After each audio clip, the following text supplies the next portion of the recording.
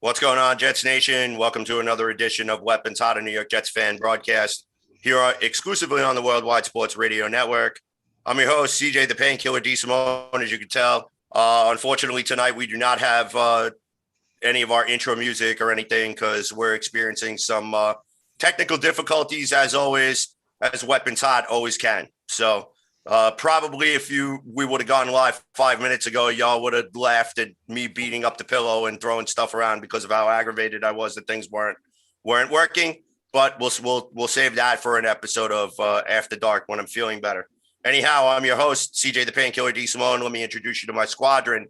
First off, kicking it off, Mr. Kevin Spotty Blackman Jackson down at the bottom over there. Over directly to your left, my right, Mr. Jimmy the Reaper Jardine, otherwise known as at Jets by Jimmy. And, of course, following up the rear, mostly not to be forgotten, our rookie test pilot. And, yes, there's a reason why we call him the rookie test pilot, Mr. Harrison the Fireball Glazer. And tonight we'd like to welcome Mr. Jude Jetson, who's going to be joining us to talk a little NFL draft. So, Jude, first off, how are you, my friend? Doing great. It's Friday. Got the weekend right next to me. It feels great.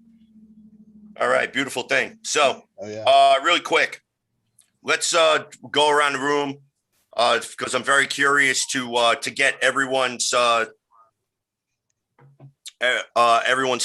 and pretty much overall temperature on the Jets NFL draft. We, in my opinion, we came away with some really good players. Obviously Zach Wilson and Elijah Vera Tucker, Jets double dipping on day one. Actually moving up from 23 to 14 in a move which was definitely unprecedented. Elijah Moore being picked day two with pick number 34. Very elusive, probably one of the top receivers in the NFL draft, in my opinion.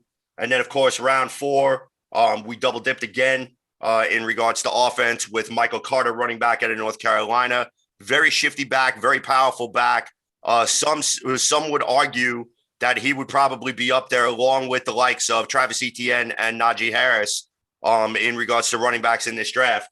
So round five, Jamie and Sherwood, safety out of Auburn, in a very interesting move.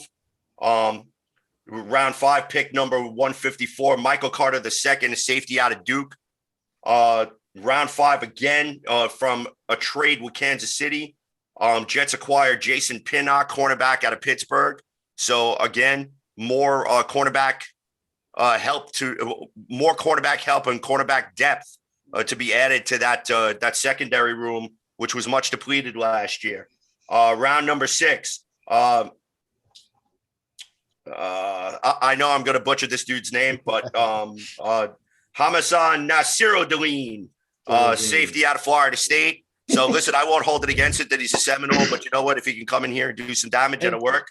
Also round number six, pick number 200, Brandon Eccles, cornerback out of Kentucky. Another project guy, but does have a huge upside. And I think that he could definitely be able to contribute on special teams as well as possibly maybe crack the 53-man roster. And of course, round number six, 207, Jonathan Marshall out of Arkansas, in which the Jets actually acquired from Pittsburgh through Miami and Kansas City. He's a defensive tackle. So now that's just for the guys that were drafted within the 7 rounds. Jets went ahead and actually signed an unprecedented, I believe, 10 to 12 people for undrafted free agents. Yeah, so, two guys I really like. So we're going to talk a little bit about that in just a little bit. And I actually want to turn the baton over to Jude, our guest. Jude, just going over just the main draft picks at this moment in time, were there anybody on this list that kind of shocked you and stood out to you? And was there anyone who kind of left you scratching your head? Elijah Moore was the first guy that shocked me. When we selected him at 34, I was like, a receiver this early? What? But then I thought about it some more, and I realized that Crowder was on the last year of his contract, so he would basically be Crowder's replacement. And as you said, he's one of the top receivers in this year's draft. I thought he should have been picked with the Giants at pick 20. Like, he's better than Tony. I really like Moore. Really? You think he's better than Kadarius Toney? I really you make that argument easy, yeah. You just said that to a Florida fan, Jude. You just said that to a Florida fan. I agree. Yeah, go ahead, Jude. I really liked Elijah Moore. So it was the head scratching pick for me, but then at the same time, it makes a whole lot of sense because he's essentially Crowder's replacement. And then the two safety picks with Thompson, Asiro Dean, and Jamie and Sherwood were also head scratching picks because safety really isn't that big of a position of need.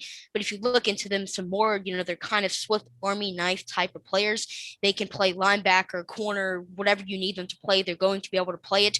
So in overall, I really think this was a versatile class. And while, the safeties and receiver early were kind of head scratching picks, in the end, I think they're going to end up working out just fine for the New York Jets. All right. I like So, it. Kevin, I'm going to swing the baton over to you. Tell me what you're thinking. I'm going to be honest. I think Jude has a bright future in doing what it is that we do here, because he's generally on point with almost every aspect of how I feel that this fell. Now we're gonna differ slightly because I think I made this clear initially. I was a little upset we gave away the two third rounders, excuse me. And I mean that was just my initial reaction, right? So thinking about it, and I know we've and I've probably kicked this around a few times since. Elijah Vera Tucker is what they say was the safest pick to make almost in the entire first round. So, with that being said, and also with my own understandings that I personally have been screaming about how criminally neglected this offensive line has been over the course of the past, 10 years. I think you and I have cornered the market on that statement. Yeah, I mean, literally, because it might be true. I think I might have yelled that first on this show. But this to me is where the brilliance of Joe Douglas and Rex and Phil and all of those guys. Because we're talking about those late round picks, right? And in coming back from losing those third rounders, which to me, and I mean, and just I'll put it in perspective. I was under the impression that it would be a spot for us to draft Kenneth Gainwell at 86, right? And to me, Kenneth Gainwell, I thought was just a slightly better back than Michael Carter. I think he has some all-around skills that are just slightly above where Carter was. And to me, that was the pick. And when we traded that away, my first thought was Hodge. there goes the shot to get my guy. But, coming back and get Michael Carter, again, the brilliance of what Joe Douglas and his staff have done. Those late round picks, man, those fifth and sixth rounders, man, they have a type, right? Can you tell that based on what it is based on what it is we brought? We have a type. Those hybrid linebacker, kind of Jamal Adams, kind of transitional players that can play two or three different positions, in a defense. And I mean, maybe some of them do have some coverage questions. I think most of them do, and that's kind of what you get standard when you have guys drafted at this point. But I really like what it is that they did, man. I'm just going to be honest with you. I think Bless Austin has to come into camp feeling like he's on notice right now, that his job is not safe. You know what I'm saying? His job is not safe. I think Arthur Mollett and all of those guys that are in there thinking that maybe, they brought in these six rounders and, I think I'm in good shape. I think all of them guys better, they better make sure that they draws is tight and make sure that the socks is pulled up, because some of these guys are really talented. And we talk about Echo specifically, you talk about that speed. When you talk about Naziruddin and how he can be kind of that Swiss Army knife guy in, I guess what we still kind of don't know what the defense is going to look like, right? We haven't really seen it yet. Right. I think it's this. Look, as far as talent is concerned, I think he knocked it out of the park. I think, there are obviously some questions that most people can have naturally. No one's going to agree 100% with anything that anyone does. But, I've also seen where, some of the grades that we've been given, B minus and stuff like that. I don't know what the hell you're looking at if you think that we got anything less than an A grade. All right. So, Fireball, we're going to turn it over to you. I know that you have quite a bit to get off your chest. So, fire away. I'm sorry. CJ. So, you knew that was coming. Continue. Hey, Harrison, do your thing, brother. I love you. I can keep it brief if need be. Give a quick summation. 3 hours later. I'm just teasing. Go ahead. Say it, please. It's all good, man. It's all good. But yeah, I'll keep it brief.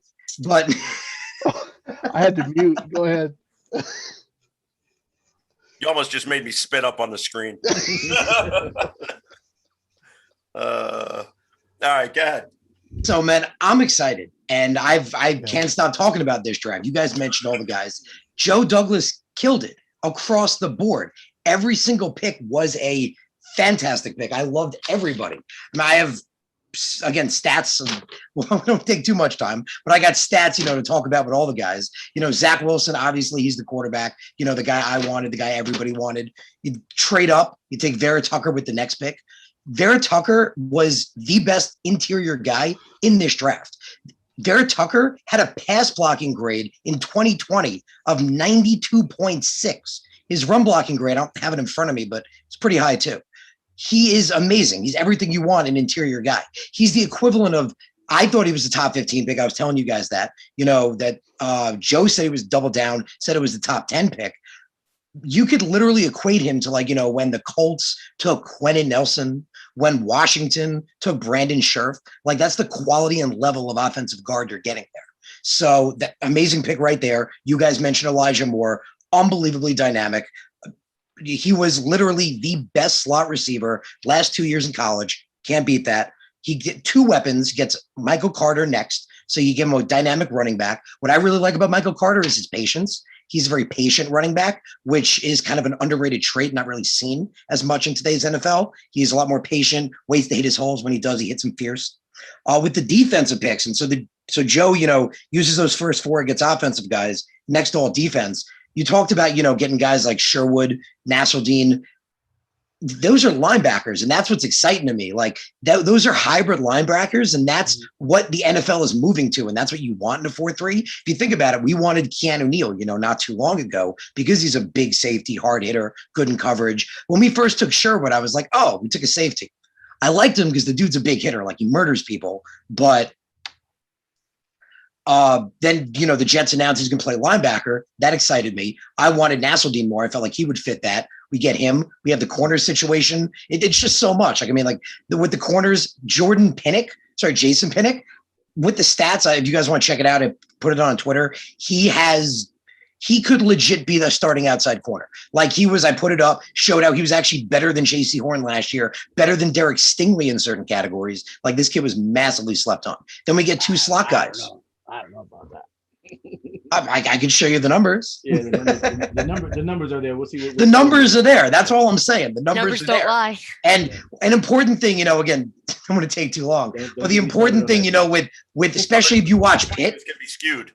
What's up? Yeah, they can. Don't lie, but numbers can be skewed. Not in this situation, because if you watch Pitt, and anyone who's a big Pitt fan will tell you this, Pitt defenses are known for putting their cornerbacks on an island. That's why we got a guy like Darrelle Revis. Their corners get no help. That's a big thing with Pitt. Their corners are on an island. It's just them. Either they make it or they don't make it. That's always been a thing there. And, just to give it to you quick, because this blew my away. So Pinnock last year had the lowest completion percentage allowed against him of any cornerback. Any of them, 3% less than J.C. Horn, who was the 8th overall pick. He had the second lowest completion percentage allowed at outside corner in the last 2 years, 1% less than Derek Stingley Jr. So better in those two categories. So the potential's there. It really, really is. And then with the other two guys, Michael Carter, Eccles, I love them. They're slot guys. If you put them next to Guidry, you see Douglas has a type. Fast burners, 4.29, 4.3 speed, excellent in man coverage, good agility, physical guys. So I'm really excited about all the picks. I think Douglas killed. I even like Marshall too. It was an outstanding draft. No shorties in any of the corners, right? They're all 6'1" or better, I think, right? Well, Pinnock is a big guy. Pinnock's an outside guy. He's about 6'2", 200. The other guys are slot guys. Michael Carter played safety in college, but he was about 5'11", 190, or about 5'10", 190. He matches up to Guidry almost exactly. The two of them are prototypical in every way. Guidry had a 4.29 40. Carter had a 4.3 40 at Duke. Kid's a burner. Eccles is a burner. They're both physical. You could see that Joe did an excellent draft. And I'm more excited even about the linebackers, with Nasruddin and Sherwood, the ability those two have. What do you think, Jim? All right, Jimmy, what are you thinking? I like everything about the draft. I mean, during the draft, there were some head scratchers at the time, right? So kind of just like what Jude said, we grab a safety, and I'm like, wait, why? Safety in the fifth round? What? Yeah, I'm just like, guys, like Aaron Banks from Notre Dame at guard is still there. Like something, do something. And I liked it. I think Joe Douglas made the best statement that he could possibly make with the 3 picks after Zach Wilson. We got Zach Wilson, arguably easily the second best quarterback in the draft. And Kev, I'm saying that with all due respect to Fields. Just saying. I still have questions about Fields. I still think Trey Lance is better than Wilson, or will be anyway. But that's why I went 3. We got that. We got objectively the best guard in the draft in Elijah Vera Tucker, hands down, consensus. I think we got the best slot receiver in the draft in Elijah Moore. Arguably, I would say top 6 or 7 wide receiver talent as a whole in Elijah Moore. Michael Carter at the 4th pick at day 3. I think Michael Carter, that North Carolina running game was insane. And I think I had my running backs as Najee Harris, Travis Etienne, Javonte Williams, Kenny Gainwell, and then Michael Carter. So we got a top 5 running back. And it's that offense made a statement that Joe Douglas is going to put the weapons around him and he's going to protect him. My little sleeper signing was Tristan Hogue from BYU. Excellent. Low. Played with Zach Wilson too. Yeah, man. Played with Zach Wilson, but here's what people are forgetting about Tristan Hogue. Tristan Hogue was the number 1 center coming out of high school in the country. He was signed and scholarship by Notre Dame, but he wasn't getting playing time early, and he transferred. These are all facts. So you have to remember, like, we didn't just get a project center. We got a guy that everybody was like, hey, man, this kid, he's a beast. Now, with the nuggets of brilliance right there. And I'm saying, man, like, I still think Creed Humphrey is the best center prospect in the last decade, but arguably Tristan Hogue coming out out of high school, the kid was insane, and I think he's a fast learner. I think that BYU offensive line. What's the biggest complaint that everybody had about Zach Wilson? Oh, he never gets touched because his offensive line was too good. He had too much time. Okay, we got one of those guys. So what are you mad about?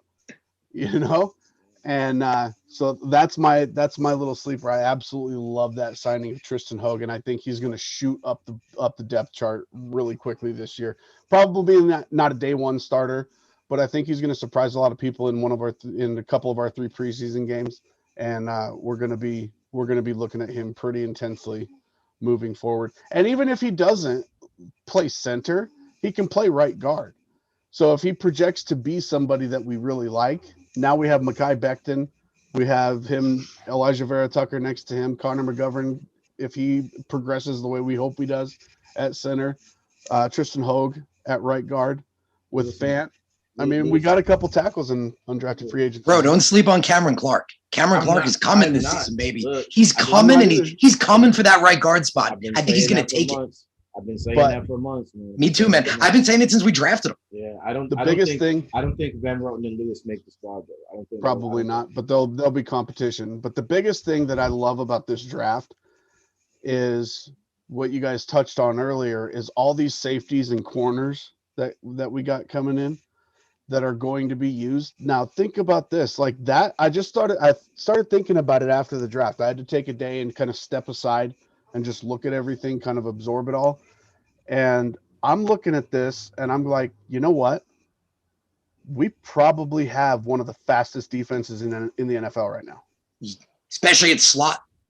Yeah. Especially in the slot. All over the field. And literally reports are saying that CJ Mosley is chomping at the bit to get back on the field. I'm loving that.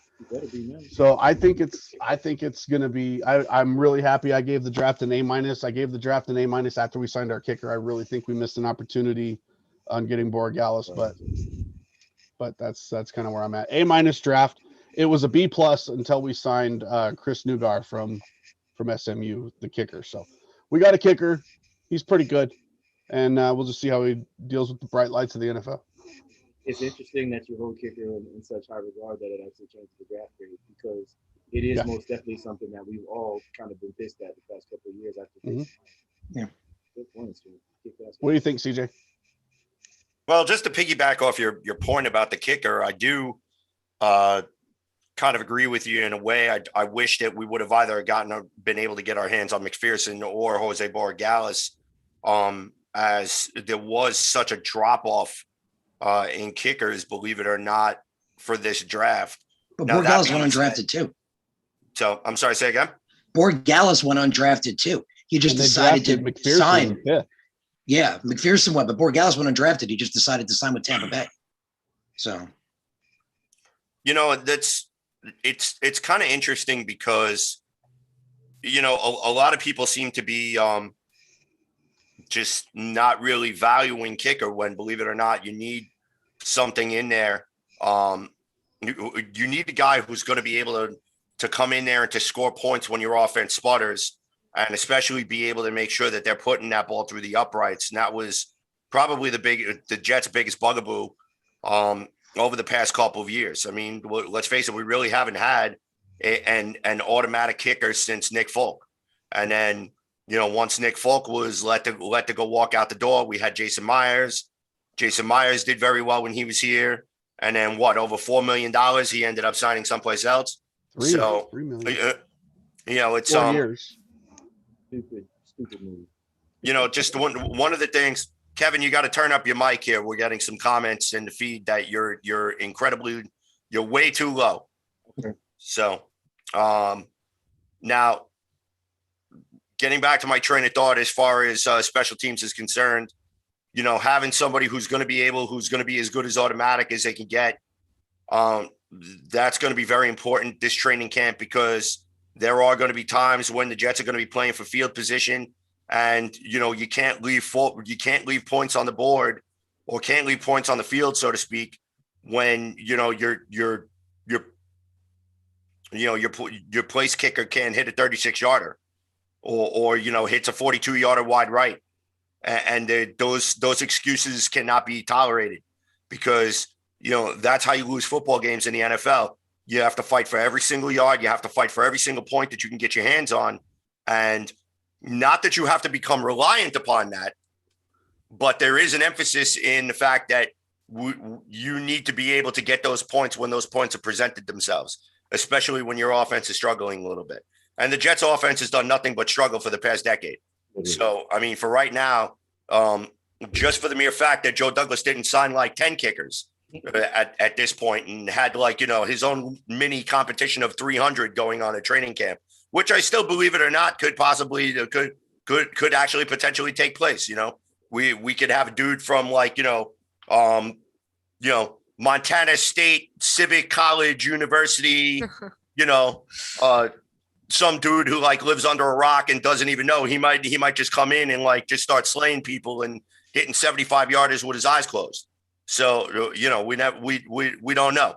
So there's still a lot of work that still needs to be done in regards to the kicking. Now, as far as the undrafted free agents that we brought in, I do like Tristan Hogue a lot. And also a couple other people that really haven't been getting some play over here. Think of it this way: Teton Salters, offensive tackle out of New Mexico. Parker Ferguson, offensive tackle out of Air Force. Okay, Grant Hermans, offensive tackle out of Purdue. Okay, what's one of the things we've been talking about with the New York Jets? It's been one of the biggest issues with the offensive line. The offensive line, the productivity of the offensive line, and the depth of the offensive line, right? We all got to hold our collective breath, right? How many times did we all, as a fan base, collectively hold our breath whenever Mekhi Becton got hurt? Okay? We need to be able to stop doing that. Mekhi Becton may be your star, but the dude who's backing him up should be just as nasty, if not even more nasty than Mekhi Becton. Okay? So it's whoever they plug and play at any of those 5 offensive line positions, those guys need to be maulers, and they need to be able to go out there and they need to be able to inflict their will upon the defense that they're facing against. Because here's the thing, depth for sure, release of Joe. And now, yes, I understand, Florencio, you are not a big Chuma Joga fan. Okay. He probably will not make the roster. He's not going to make the roster. If he does, he's probably just going to be like glorified Waterboy 2.0. So don't worry. Either, though. We've got undrafted guys, I think, that are better than Chuma right now. Yeah.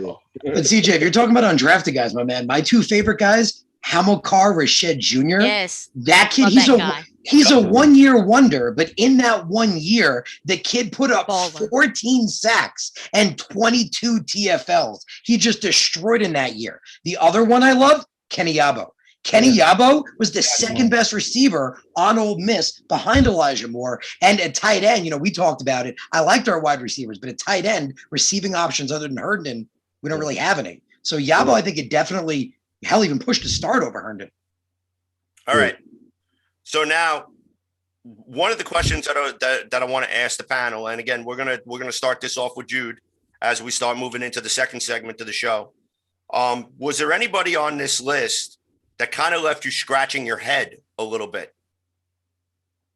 Like on the undrafted free agent list? Yes. Let's see. I mean, I pretty much like all the undrafted free agent signings. All the guys we ended up signing. No really head scratchers for me. I mean, we signed a lot of offensive linemen, but then at the same time, we always need offensive line help. You can never really have too many O linemen. So I like all the undrafted free agent guys we signed. And then at the same time, not all of them are going to make the team. So it's like, I think we got some good players in Kenny Yeboah, Hamilcar Rashed Jr., Isaiah Dunn, Chris Nagar, those are like my top 4 guys we signed. Those are the guys I really like. But other than that, I pretty much like everyone on this.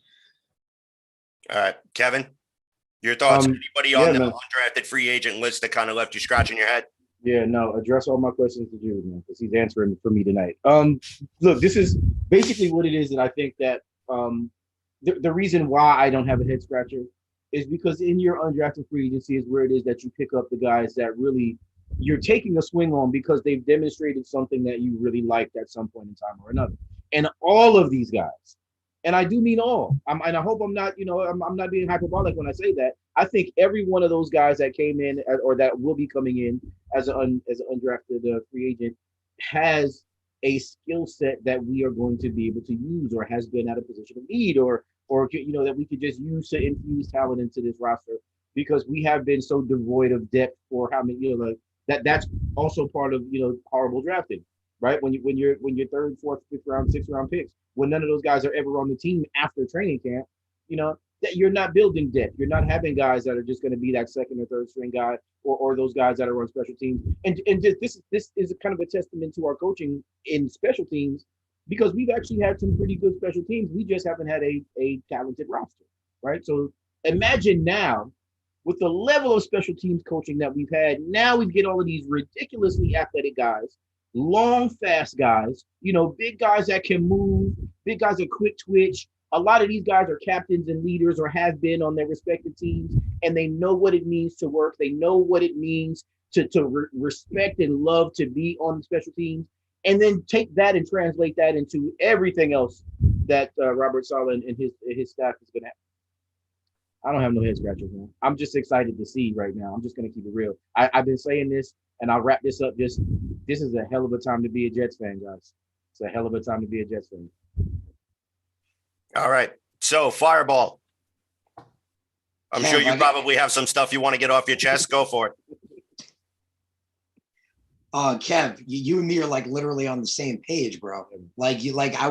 We must be vibing. I don't know what it is, but I told you about it is. We got this, man. We got it linked up because I was thinking the same thing. I mean, it's an undrafted free agent list. You talk about guys in the later rounds, Listen, what did I tell you guys about sharing joints before the show? All right. And most of all, why wasn't any sent this way? Right. All right. Maybe I'll help me finally get over this COVID garbage I got. Right. Cough all that shit up. Excuse me. It's funny. But no, man, it's a great. I mean, it's a good list. And again, you can't. Anyone who hates a free agent, an undrafted free agent signing, like that doesn't make sense. Like even a late round guy, like Joe hits in the 6th and 5th round, which I think he did. I think he really, really freaking did. But with undrafted guys, I mean, took a bunch of linemen. I've always felt like I said last year with Clark, offensive lineman is one of those few positions that still takes time to develop. You don't want to throw a guy out there immediately. They develop bad technique, bad form. They lose their confidence. That's why guys like Ver Tucker, guys, that Penei Sewell, guys that are NFL ready, go really high. They go that high for a reason. So, yeah, I think took a bunch of offensive linemen, see what that happens. I've mentioned, I like Rashed and Yebo. But, yeah, I mean, you can't be mad. Look, we have guys that I think are probably going to surprise. It's going to be an interesting preseason. Right? Yeah. All right, Jimmy. You're nodding your head over there. There's probably something you're thinking of. I have a head scratcher, actually, on this free agent list, and that's no disrespect, my friend, but it's going to head over to Michael Dwumfor, defensive tackle out of Michigan and Rutgers. Okay. 5th-year senior. He's got I like that he has that experience, but really he's only played 28 games. I mean, I say only, but out of 5 years, especially Michigan with championship games and stuff like that, you would think that would be more. Is it because of injury? I don't see anything injury related on it. I think it's just rotational. I think it's just another flyer. Yeah, and I get that. Yeah, Joe has made it very clear that the offensive and defensive lines are going to be and again, like Harrison said, it's like you can't really be mad. I mean, the kid's going to get $100,000 this year. It's not like he's a cap hit. It's not like I mean, I'm just seeing production. Like in 5 years, he's got 3.5 sacks. He's only got 8.5 tackles for loss in 5 years. He's got 52 tackles in 5 years. So it's just kind of that's a head scratcher for me, especially after you draft one at pick 207. I don't necessarily think that I would have. First of all, that was another head scratcher, that 207 pick. I just don't think we needed that a defensive tackle at that point. But don't sleep on Marshall, bro.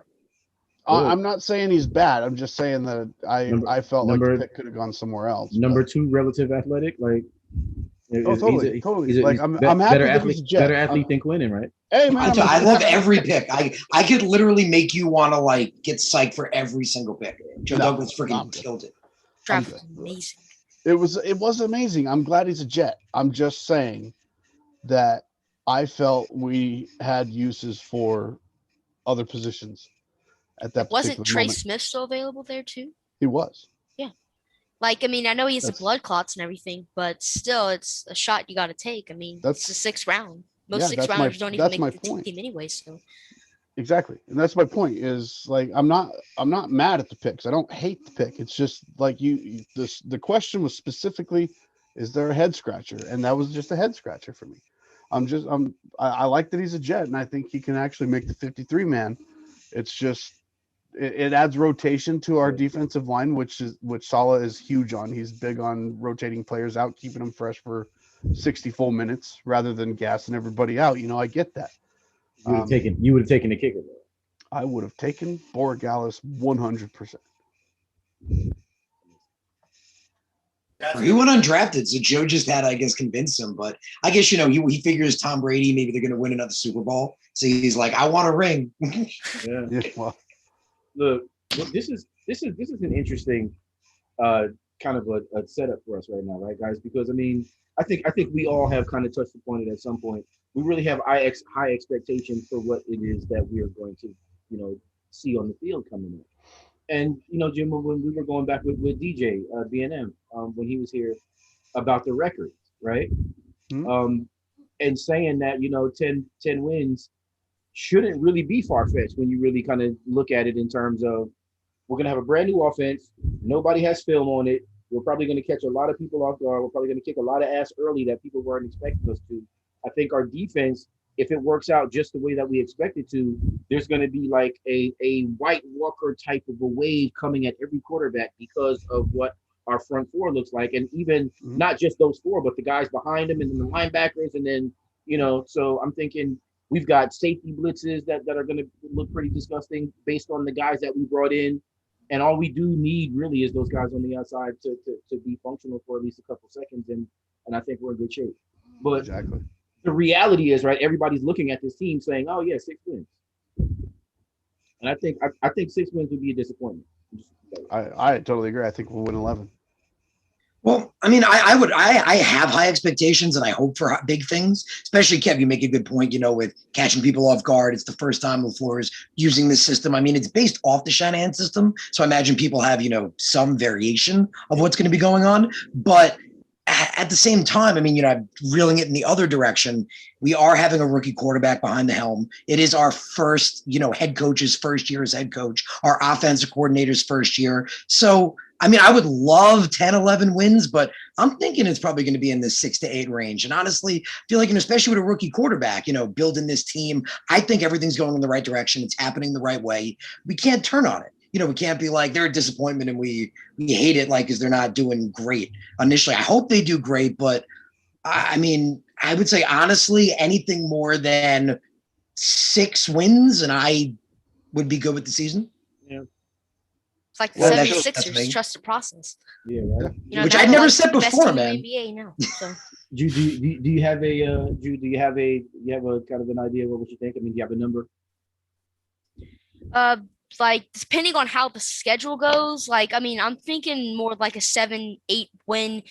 This roster, it isn't the best in the world, but it does have some talent on it. So I think we're going to get more wins than some people think we are. I mean, maybe even 11, 10 wins, like Jimmy said.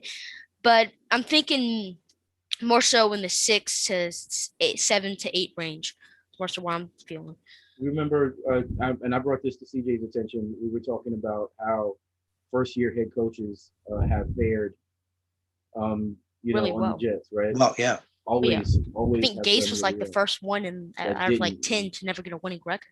All right, dude, that's a demerit. You said his name. Okay. But anyways, let's just Yeah, but Kev, don't discount what you said, bro. I mean, especially in the first couple of games, the uniqueness of the system could take people by storm. If Zach Wilson plays hot, the talent is around him. Yeah, they could win a couple of games really quick in the beginning of the season. Exactly. And that would get fans crazy. You had me thinking also that they may have seen this offense, but they haven't seen it with these players, right? Exactly. Let me ask you this, because this is the biggest thing that people are sleeping on, I think. We understand it, but I don't think it's given the proper credit that it's due. If you put this coaching staff on last year's team, what do you think the win total would have been? 14, that's for sure. Not as promising as what this team can be. More than 2. Right, but what I'm saying, exactly, Jude. So I'm thinking this team with that coaching staff could have won 4 or 5. We almost beat the Raiders. We were almost 3. I would say 5 close. games. I would say 5 wins. So, okay, so that like a little bit of a general consensus. So 5 wins with this coaching staff on a previous roster that we have the number one. Now we have the number 1 most improved wide receiver room in the NFL. We have a fully anchored offensive line. That left side is going to be elite. You're talking perennial Pro Bowlers on the left side. And I see you in the comments there, Scott Cleesby, someone using their head instead of their heart. This is my heart and my head having a powwow. Right, together. To an agreement right here. Now, the most improved wide receiver room, the anchored offensive line. You have the coaching staff that is leagues and miles better than what we had before. We have a collaborative effort with the front office and the coaching staff for the first time in a decade, even more than that, because Rex kind of just did his own thing regardless of what and we have all of that going for us. Also, because we had the toughest strength of schedule last season, it's flipping this year.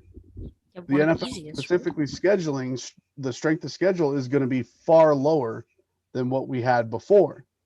So if you think that the coaching staff with no weapons last year, Frank Gore running the ball, he probably would have ran the ball a third of as much as he did under Saleh. as he did under the previous guy. So if you think 5 wins on that previous roster, easier schedule, objectively better quarterback, objectively better offensive line, objectively better wide receivers, objectively better running game, Objectively better everything. objectively Yes. better, objectively better front seven on defense. There is nowhere to go but up for the defensive secondary. So we have an objectively better secondary. It's just not out of the question, man. It's not out of the question to say 10, 11 wins. Really going to surprise a lot of people.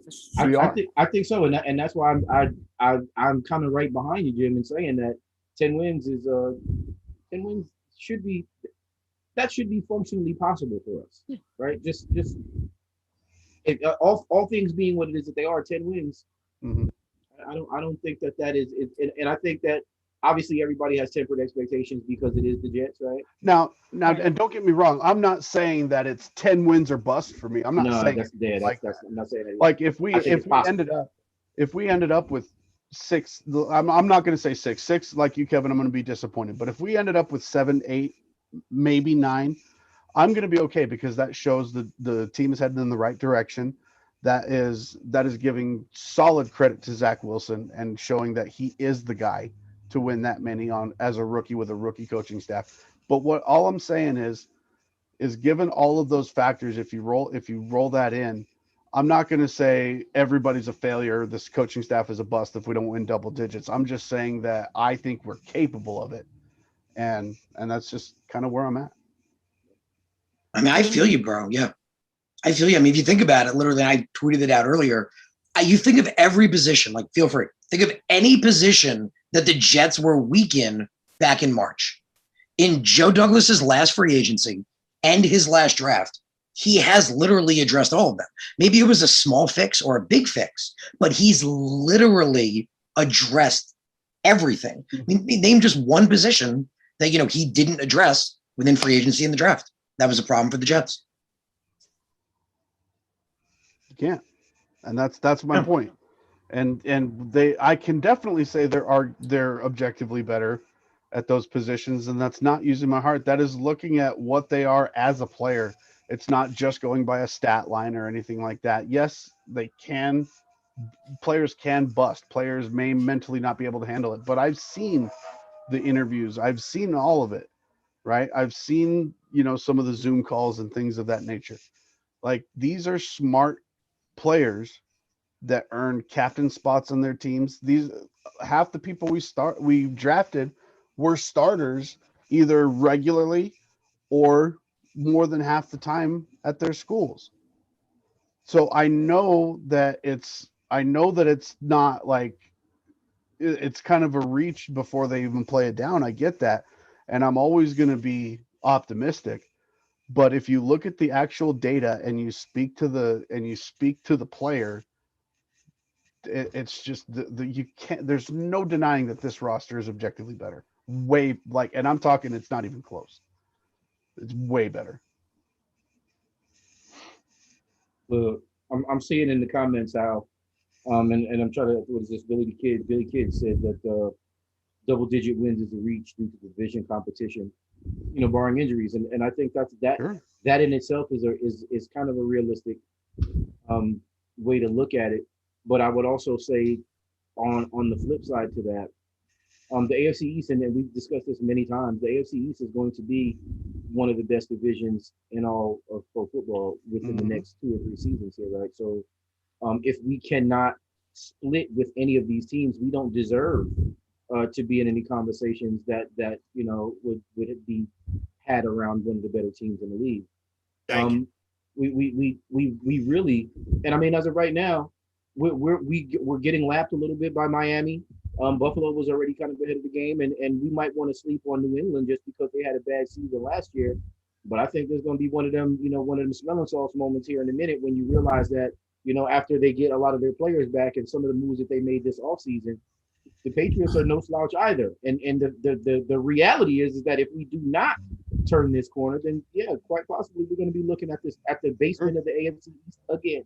Yep. And if that happens, then yeah, we don't deserve it. But I think that we have talent enough, we have coaching enough to split with these teams. I mean, we always play Buffalo pretty hard, and I'm just going to keep it real. I have really hard time giving Buffalo any respect. So there's that also. Please excuse me. Billy is a Buffalo fan. By the Yeah, way. well, One of my friends. Well, that maybe that makes sense. But I think that the reality is that he does make a great point. If we can't split with these teams in the division, he's right. We're not going to deserve coming out of the AFC East. I actually did have even wild card is difficult. Even wild card. I actually did have us splitting with Buffalo and New England in my assessment of 10-11 wins. I agree with that. I will be honest with you. I think we could. I want to jump into this for a second here.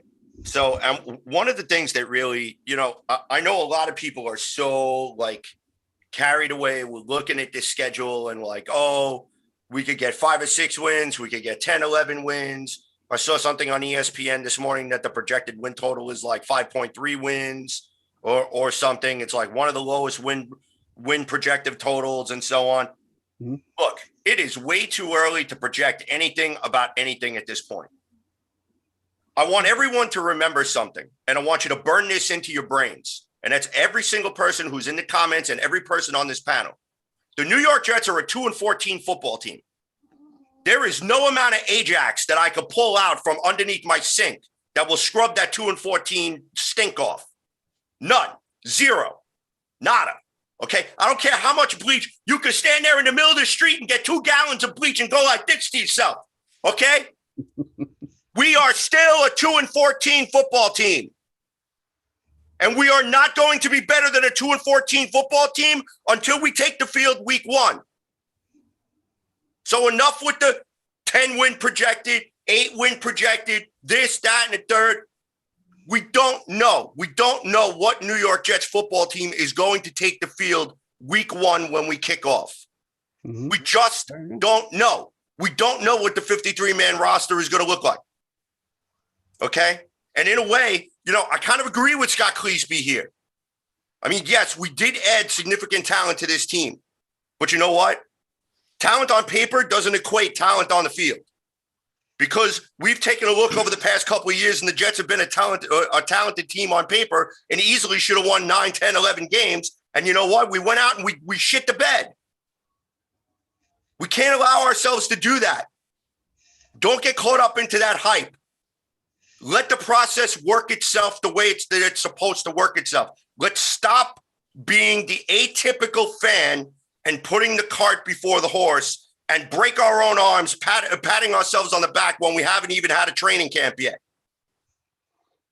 All right? We just need to take a look at the talent that's on the field, observe what's going on there, give Salah the opportunity to put the pieces of the puzzle together, and let's go from there. For me, go 500 in your division. If you can go 500 in your division and you can smack around Buffalo and you can smack around New England and you can smack around Miami, you split with them, I don't care what the win-loss record looks like at the end of the year next year. Because if you can go 500 in one of the toughest divisions in football, then you're turning the corner. Because then it doesn't matter when you play the Baltimores. It doesn't matter when you play the Pittsburghs. It doesn't matter when you play the Kansas Cities. You know why? Because you're going to be able to hang with them the same way you can hang with people in your own division. Am I right or am I wrong? Beat those teams. Right. I agree with you because last season I was really expecting the New York Jets to have a 10-9 win season because I was too, Jude. I picked the Jets last year to go 10-6, and for the reasons being was because that despite the fact that COVID had truncated everything, I felt that at the early part of the schedule, the Jets could catch people napping, provided that they were prepared. And you want to know something? Adam Gase happened to this team. That's what happened.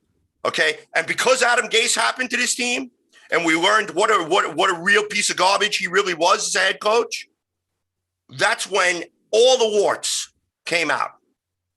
There was nothing good on that team last year. Nothing. So, except for Scott Cleesby's bank account. Yeah. Right. Yeah. Betting against us all season. Yeah. But CJ, I would agree with you, man. You're 100% right when you say you don't know yet. You don't know until it's on the field, the product is put together. You see how the team goes, the cohesion goes together. But at the same time, I mean, I feel like, I've been saying for a long time that Joe Douglas is the guy. He is the guy to get the talent. The question is, do you have the coach to be able to make that talent come about? And that's why I think it is a little unfair, though, to say it is a 2-14 team, because it is a new coach. It is a new system. You know what I mean? Like, it's not the same people. It is a new head coach, a new philosophy, new everything, new offensive coordinator, literally everything. So, I mean, I agree we have to wait to see what's going to happen, but I mean, we're hoping that this is going to be the right direction with these guys. We haven't seen it yet. It's true, but the right things are being said. The right processes are being done. So. Go ahead. No, that's it. Yeah. We just got to wait to see. Yeah. But I think it's not the same team. I think, we don't know what's going to happen yet, but it's not the same team. That's basically what I'm saying. That Right. kind of is the one, I think, main point. And Jude, I'm going to let you jump in just a second, but this was difficult for me because we spent a lot of time going into last season saying that the talent was there, but then we saw what the leadership void can do to something like that, right? And then we started to have the opt-outs and all of that. And, some of the guys that opted out were guys that we were really relying on setting a tone for us. Those guys are going to be coming back.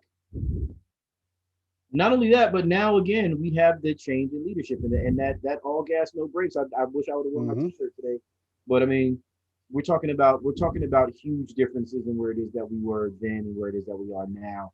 And that to me is obviously, again, Harrison makes a great point.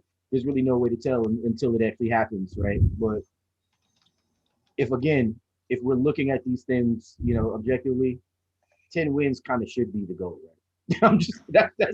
That's how I'm looking at it. 10 wins that should be the goal, even with all of the the questions about rookies and all that. Jude, what do you got? What do you got, Jude? Because it's like last season, I've said it before, but it's just like I was so worked on. I was like this 9-7, 10-16. I really thought Rashad Perriman was going to be it because of that end of the year 2019, campaign he had. And it's just like the production we put out week 1, or even the scrimmage before the season happened, my heart sank. I was just like, our practice team beat us.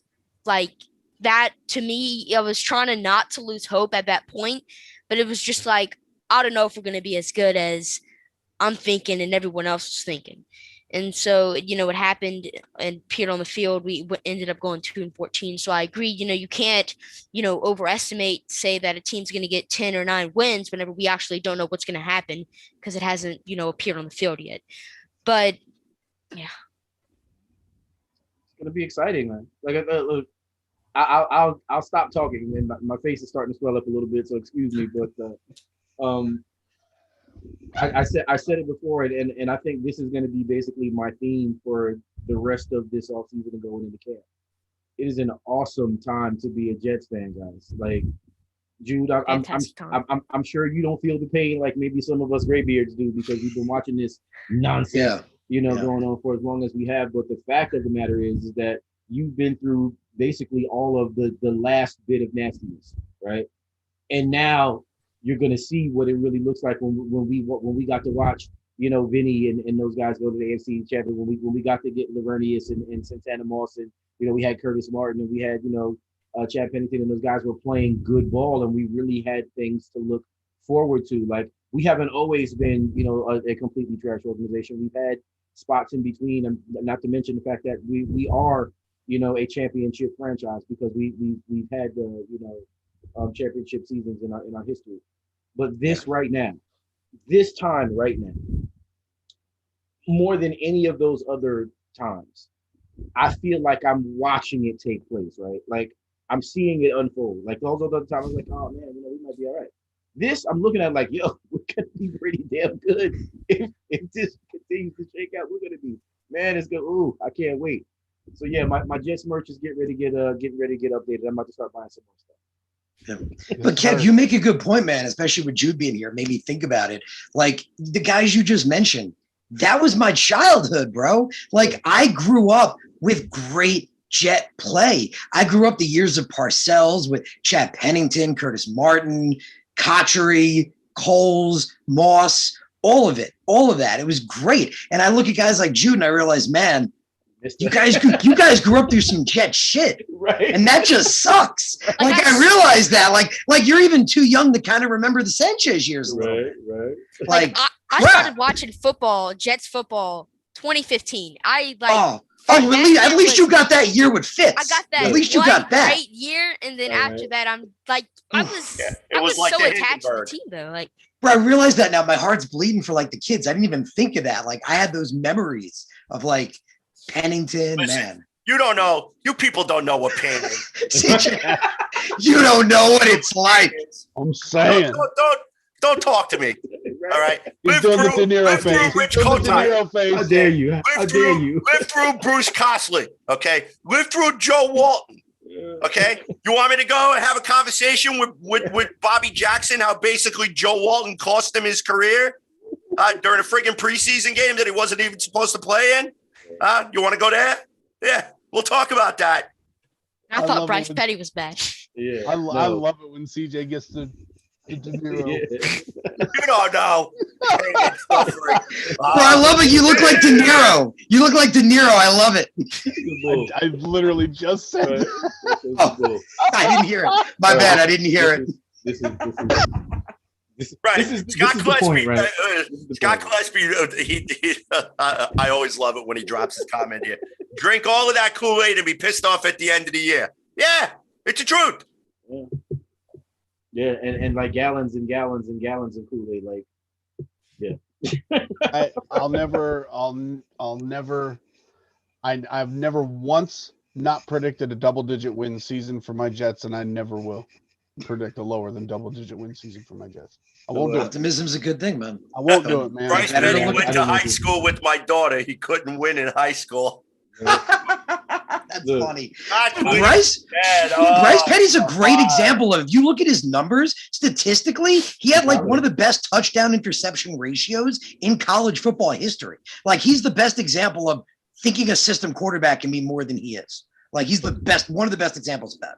Look, if we look at all the little past quarterbacks that we've had, because Gino, and I mean y'all, I get lambasted for even mentioning Gino's name, but Gino was one of the best college quarterbacks in recent history, right? I mean, how many touchdowns did them guys score? Like him and Trayvon Austin, I mean, they were scoring every 45 seconds. It seemed like it just was ridiculous. And then Right. They also ran air raid at where he was at. West Virginia. Went to Tech, wasn't he? He went to West Virginia. West But Virginia. They were that was running the point. air raid, which at that point nobody could stop. Mhm. So you Look, know, I mean, you're trying to fit a square peg in a round hole, basically, right. by having him come here and be under Tony Sparano. Like seriously.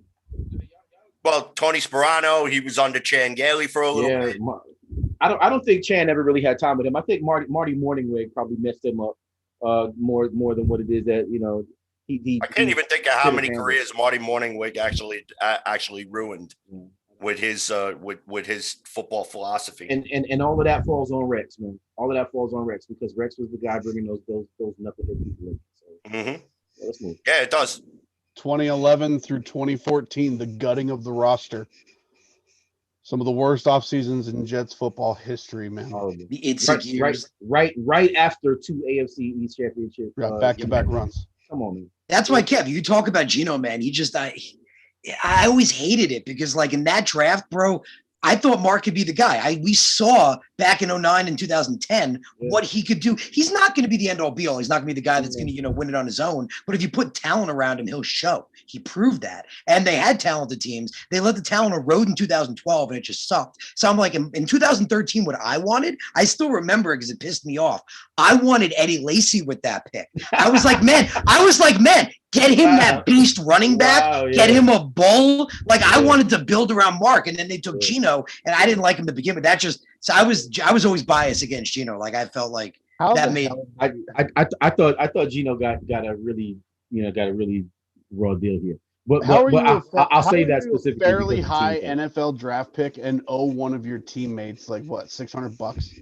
How? Look, How does Yeah. I'm telling you right now. Like he could have just showed up to the camp or something. Like Look, there's a lot of different stories behind that. I'm gonna tell you right now.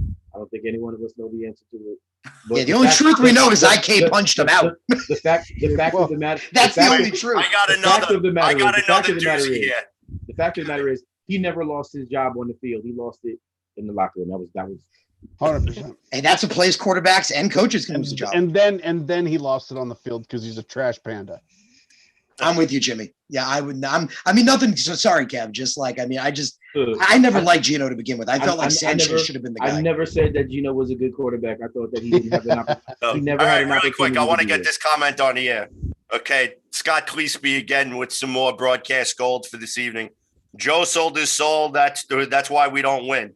Joe has to die to break the curse. I'm not even going to tell you that I've said that a couple times. Or I'm going to shrink into the background. I'm going to do my little Homer Simpson into the bushes on that one. Or that's like the same with who was the team that I can't remember. Was it the Cubs that brought like the llama or something? What was the story again? The donkey or something like that? Right? Remember? They had that curse.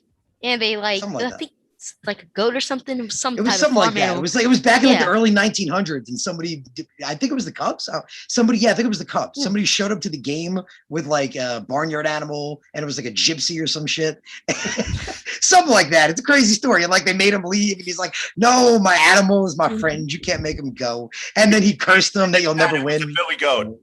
Something like that. 1945, it happened. Yeah. Leave it to Speedy to know that. Right.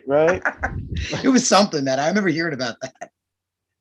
That's why he gets paid the big bucks, ladies and gentlemen. All right. So final question for the night, as we're starting to come up against it. Really quick, we'll go around the room. This time we're going to go in reverse order. Jimmy, we'll start with you, then Fireball, then Kevin, and then we'll finish it up with our guest, Mr. Jude Jets. And it's time to take us home.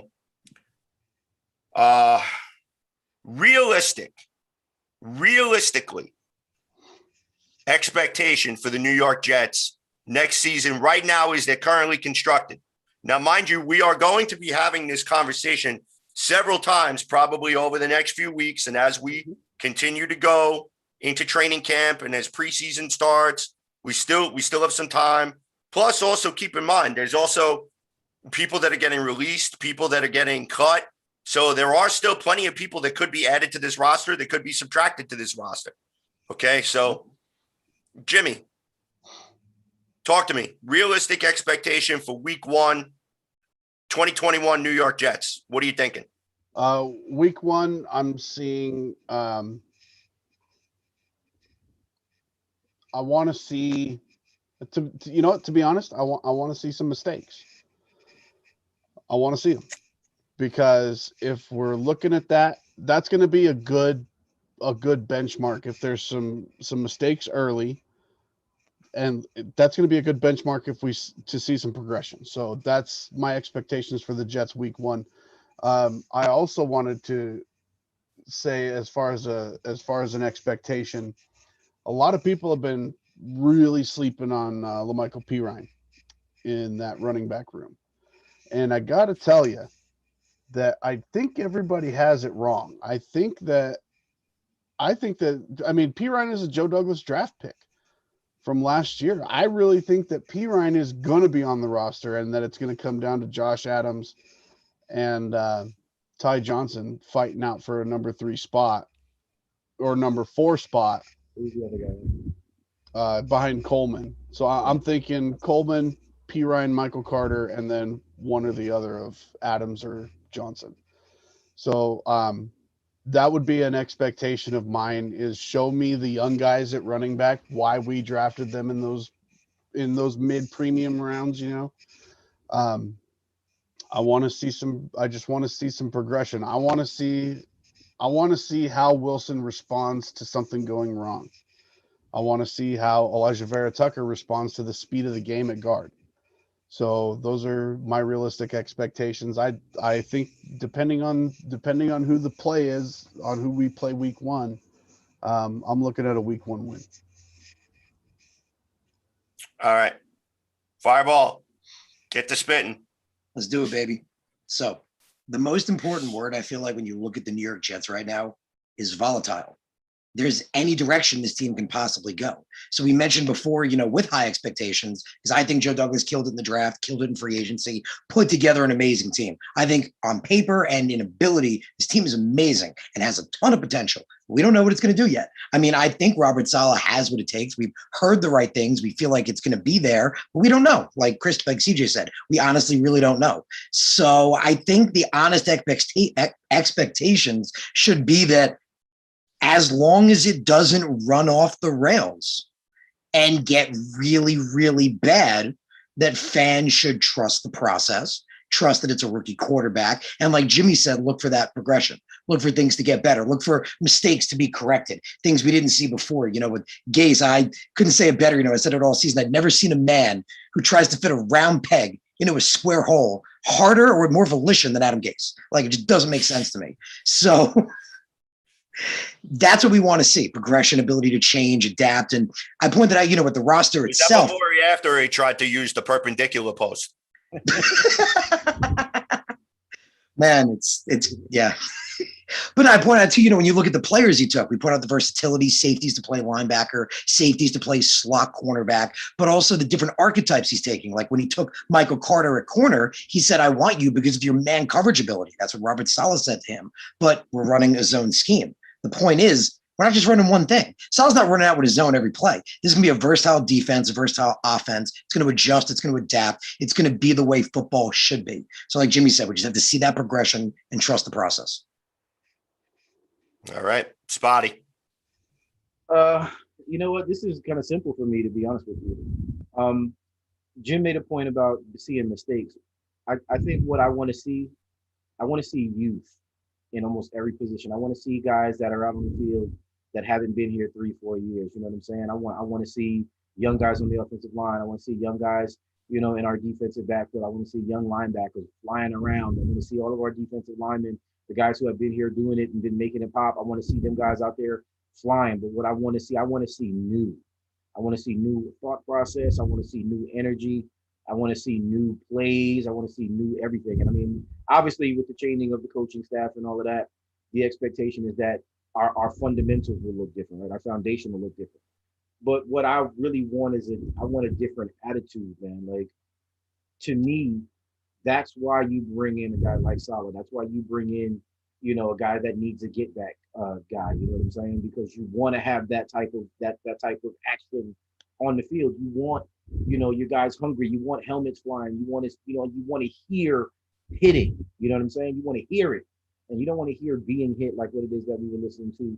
Every time Frank Gore stuck his head for 2.5 yards in a cloud of, oh my God, Christ, did we do that again? Right. So look, my expectation, or excuse me, what I'm hoping to see, we'll just put it that way. I'm hoping to see a lot of new names, man. I really am. I'm hoping to see what Vera Tucker actually can get from being next to Makai. I'm looking to see, what other offensive linemen shake themselves out so that we don't necessarily have to continue to pay Conor McGovern 12 and 13 million to maybe kind of be the guy, but maybe not. I don't want to see Alex Lewis. I don't want to see Van Roten out there. I want to see young guys. I want to see Cam Clark doing his thing, because I have been continuously saying since we drafted him, he was the future of either one of those interior guard positions, right? Because I mean, I thought he was going to be next to Becton, but now, Vera Tucker's here, he could be just as good on the other side. So I'm just looking for a new, man. As an old head and somebody that's been here and seen all the trash and all the nonsense, and then recognizing, I think that everybody's kind of touched on the point. Harrison's done it a few times. That has really kind of piqued my ears. But what we're expecting right now, I don't want us to see what we're expecting. I want us to be completely unexpected. I want it to be different. Just better. Yep. All right, Jude, take it away. Personally, me, I want to see like Jets, Jaguars week 1, and I just want to see us beat Jacksonville or just an easy team week 1 and just show the media that we are not what we were in the past, that we are a new team led by new people with a new, overall team, and that we are not hot garbage like we used to be. We are the New York, are a good football team. We are representing New York in the right way. So I just really want to see the Jets have a good game week 1. I want to see us improve from our mistakes in that 2-4 season last year. I just want to see the New York Jets win. And I want to see the rookies and I want to see everyone, playing well football. But personally, me, I just want to have a beatdown week 1, hopefully against Jacksonville, showing us that Trevor Lawrence was not the right pick at 2 and it was Zach Wilson and that he was a better quarterback in this class. So I just want to win week 1 against hopefully an easy opponent, maybe even a strong opponent, and just everyone that we are a new version of the New York Jets and we are not what we used to be. Love it. Yeah, I agree. I pretty much could echo everybody's sentiment here on the panel, but I'm just going to keep it short and sweet. Realistically, what I want to see is I want to see good competitive football for 60 minutes. And one of the things that I want to see is I want those players that are going to take the field to be proud to wear the New York Jets uniform and to make the fans proud by going out there and giving 110%. I want them to go out to smack some people in the face, even in a loss. Okay, show some pride. Show some pride to be a New York Jet. Show some pride to go out there and to represent New York City. Show some pride to represent the New York Jets fan base and make people understand that this is not the same old Jets anymore. And the only way that people are going to shed the same old Jets monicum is by going out there and winning. Winning is the ultimate deodorant. And the problem is that it doesn't matter who you go out and acquire in free agency. It doesn't matter who you draft. It doesn't matter who you pick up off the waiver wire.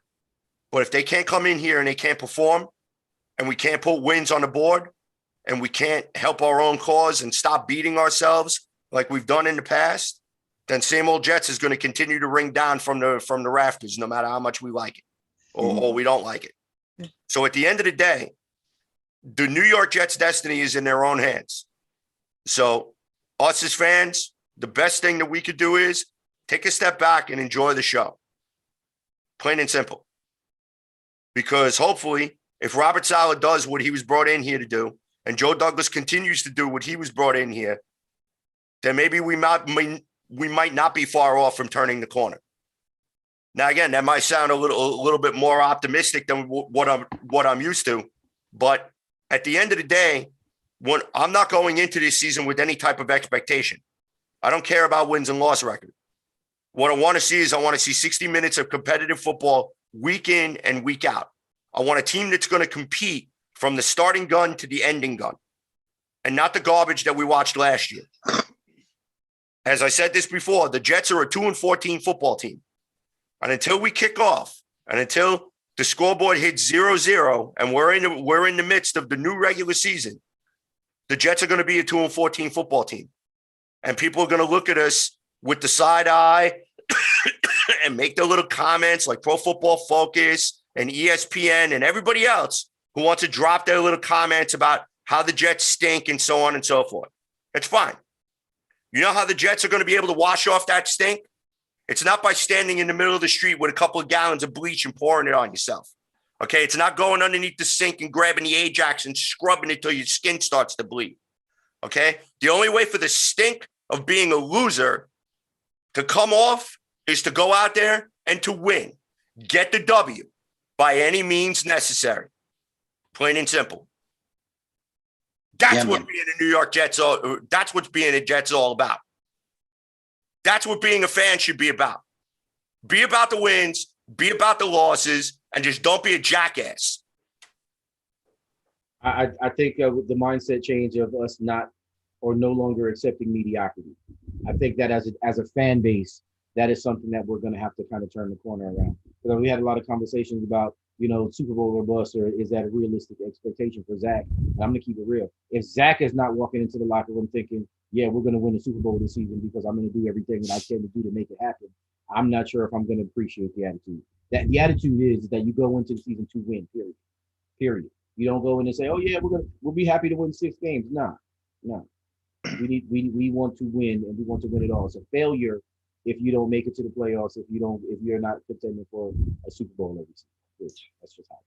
And it's like last season, everyone was rooting for the loss so we could get Trevor Lawrence. It's like I hated doing that. I just hated rooting for my own team to lose so we could get something. I mean, I know it would be good in the future getting Trevor Lawrence and everything, but it's just like I really hated that feeling of just wanting my team to lose. Because whenever we beat the Rams last season, I wanted to feel happy, but it's just like I couldn't because it's like we lost out on T-Law. I mean, now we got Wilson and I'm okay now, but it's just like I hated that feeling of wanting my team to lose. And I hope we don't have to do that again for maybe another 50 years or something like that. I just want it to be good, winning football. And I think we're going to have that this season.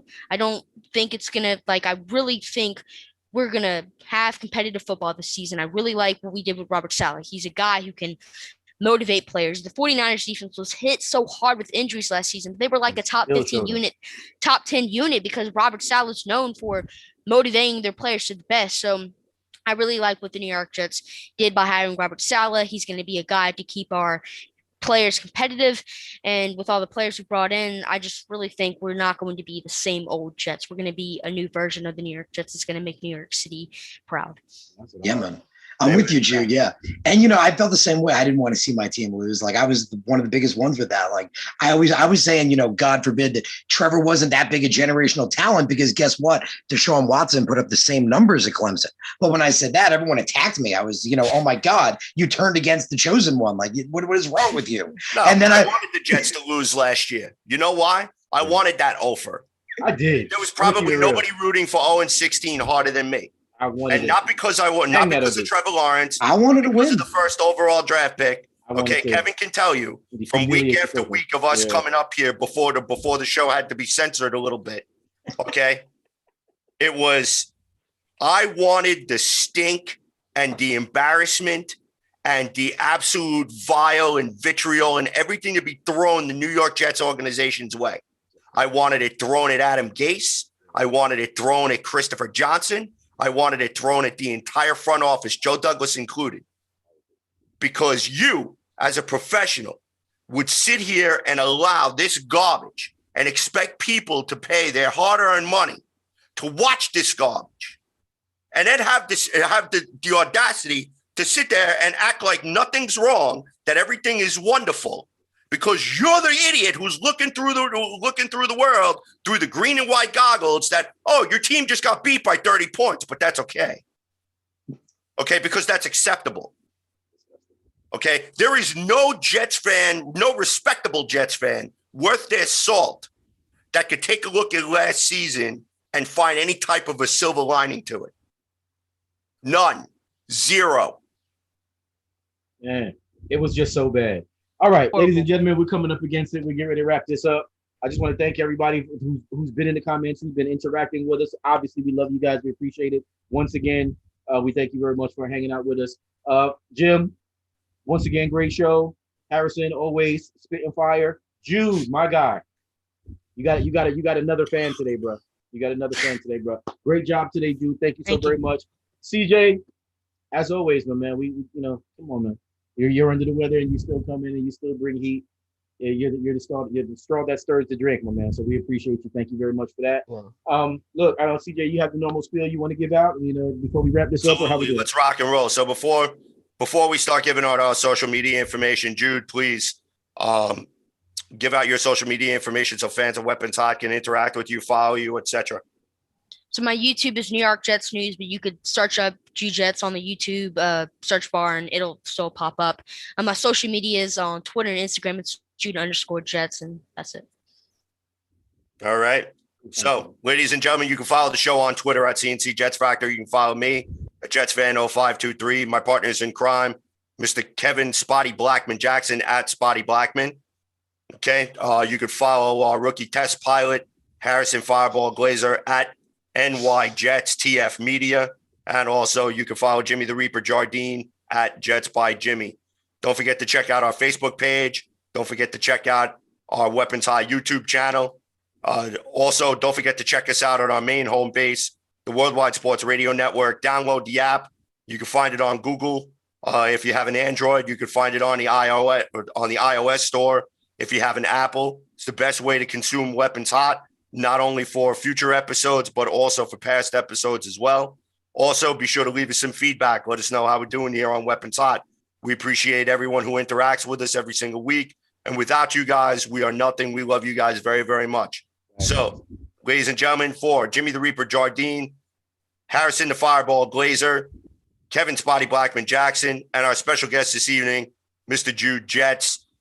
This is CJ the Painkiller D. Simone signing off. We will see you guys when we see you guys. Peace, love, go Jets. We'll see you next week. Go get your COVID vaccine if you haven't already. Please stay safe. This stuff is real. Jimmy, I know you're shaking your head, but let me tell you something. I've been through 2 weeks of hell, buddy. Get your shot. I know you have. I'm 2 weeks past my last one now. I'm good. I'm well, not 100%, but I'm good. Yeah. Nothing's 100%. All right, guys. Have a good night. Go Jets, as always. I got my mask. Jets, Jets. Woo. Yes. Yes, you. It could be our new fireman Ed. Yes, you. Okay. Get it.